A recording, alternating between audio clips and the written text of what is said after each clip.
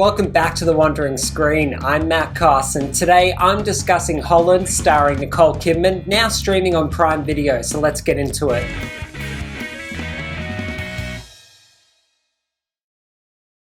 Nicole Kidman's versatility as an actress is perfectly showcased in Mimi Cave's psychological thriller Holland. Set in the year 2000, Nancy, Nicole Kidman, is a teacher in a small town of Holland, Michigan, where she lives a perfectly predictable life with her husband Fred, Matthew MacFadyen, and 13-year-old son Harry, Belfast Jude Hill. However, beneath the perfectly manicured lawns, something is off, and Nancy can't shake the feeling she's living in a dream. When Nancy suspects her babysitter Candy, Rachel Sennett, in the shortest role ever, of stealing an earring, she searches the house high and low, and beneath Fred's handmade train model town that he builds in the garage, she finds a box with Polaroids and a camera.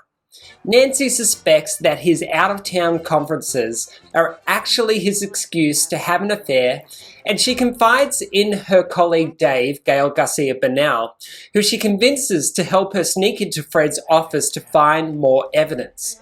The rush of the amateur investigation reveals romantic feelings between the two lovers, propelling them to find more substantial evidence of Fred's affair, lest the small town community shun Nancy for leaving her husband for a fellow teacher. But when Dave decides he needs to follow Fred further onto an out-of-town conference, unexpected secrets are uncovered and threaten to destroy their lives. From the start, it's clear that Nancy's perfect life is anything but. Anyone who claims to wake up in the best place on earth every day is either delusional or hiding something. Nancy's voiceover reveals her deep inner doubts about her life, questioning whether the happiness she has with Fred is real or just a facade.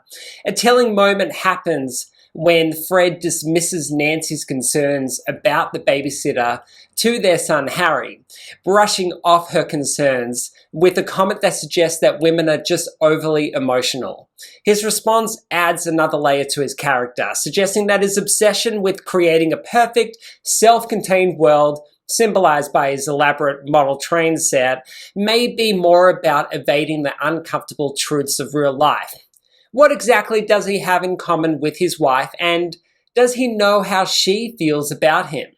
The script, which originally appeared on the 2013 Blacklist as one of the most liked unproduced scripts, has a lot of great material to work with.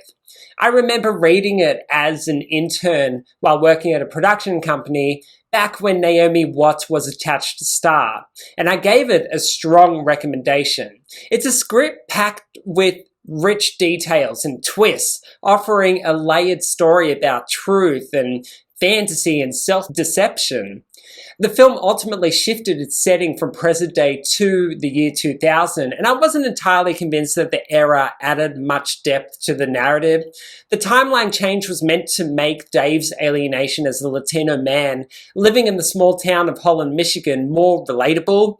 There's references to Nokia phones and Annie Lennox playing on the radio, but the 90s nostalgia doesn't quite serve the film.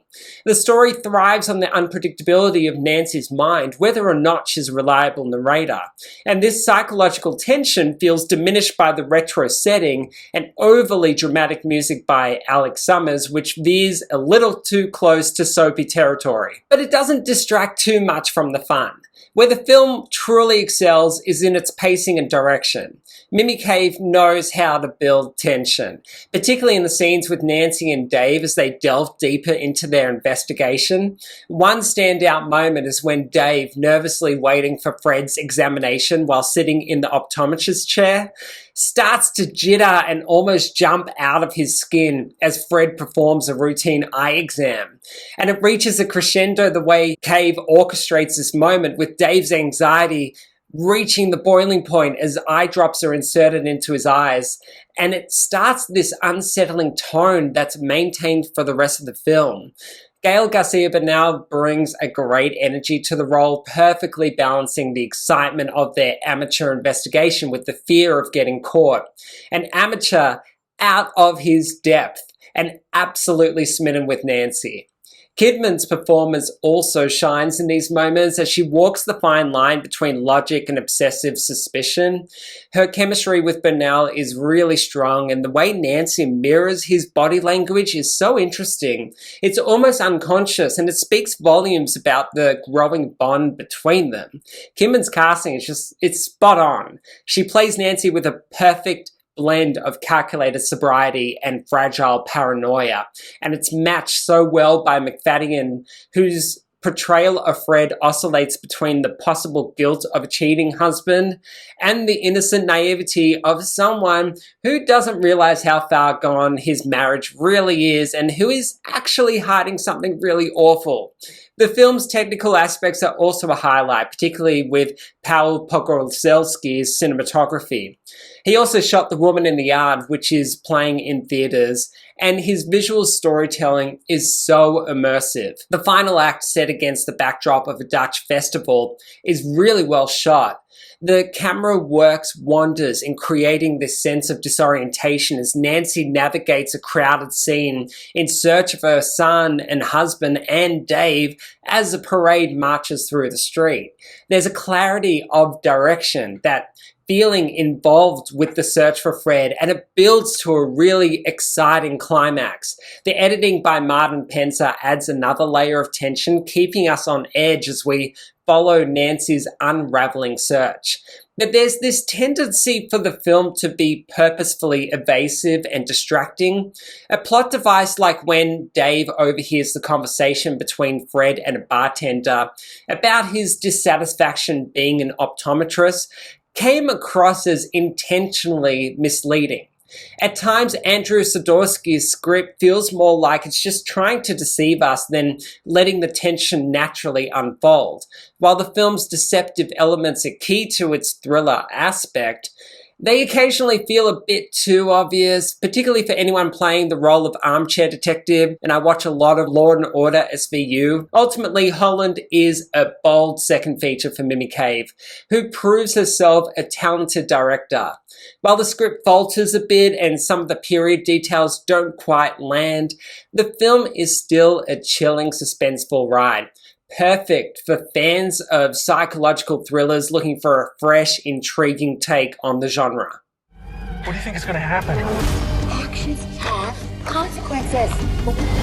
It's like, you should leave a scab alone. And picking it, you're only going to hurt yourself. But you do it anyway. You've made it to the end of the video. Thank you so much for watching, and please like this video and subscribe to The Wandering Screen for all the latest reviews. What's your favorite Nicole Kidman performance? Drop me a comment below and see you next time.